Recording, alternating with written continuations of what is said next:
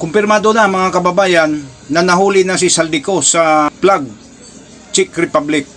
Bago natin pag-usapan ay sa mga hindi pa naka-follow sa akin, paki-follow na lang, paki-like na rin at comment and share. Ang tanong mga kababayan, hayaan lang ba ng administrasyon na itong taong may bitbit ng malakas na pampasabog na maaring magpaguho sa rehimeng Marcos mga kababayan, hayaan na lang ba nila ito na ilahad ang katotohanan sa korte or kumbinsihin ba nila ito na babaliktad at ituro ang mga Duterte na mayroong pakana dito sa lahat ng mga aligasyon or patatahimikin. Yang mga katanungan na yan mga kababayan ang antabayanan natin. Sa puntong ito mga kababayan, malinaw pa sa sikat ng araw na tinatawag ang atensyon ng mga kagaya dito sa Volunteer Against Crime and Corruption, itong Commission on Human Rights, at saka itong iba't ibang grupo na umano'y Graft and Corruption Advocates. Isa na dito itong Makabayan Black, kasi kayo ang palagi kayong naghahanap ng hustisya at pananagutan. So panahon na ito ngayon, itong mga dilawan, panahon nyo na ito ngayon na protektahan nyo ito si Saldico. Kung gusto ninyo ng totoong hustisya at pananagutan. Kasi ang bitbit nitong aligasyon mga kababayan at impormasyon ay nakatumbok na sa Pangulo natin. Wala nang ibang taong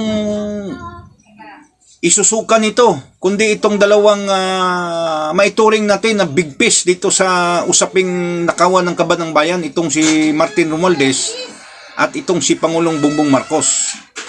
Kung saan sa mga nauna niyang mga videos mga kababayan, nung nagtago pa siya ay lantaran niyang pinangalanan itong Pangulo natin at itong si Martin Romualdez at iba pang mga opisyalis ng gobyerno natin na umano'y utak dito sa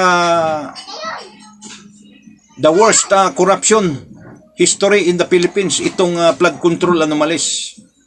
So itong mga katanungan ito mga kababayan ay masasagot ito pagdating ng takdang panahon. Kung makalapag ba ng matiwasay, makarating ba dito sa bansa natin si Saldico ng matiwasay at ligtas. So ito yung mga katanungan ngayon sa mamamayang Pilipino na nag-aabang dito sa paglantad nito ni Saldico. Kumpirmado na nasa Plug, Czech Republic siya. Nasa immigration authorities na, hawak na siya ngayon at inaasikaso na ng pamahalaang ng Pilipinas ang mga legal process para maibalik siya dito sa ating bansa. At yun na nga ang katanungan natin, kung ano ba ang kinabukasan dito ni Saldico mga kababayan. Hayaan lang ba siya na magtestify sa korte upang malaman ang hubot-hubad na katotohanan dito?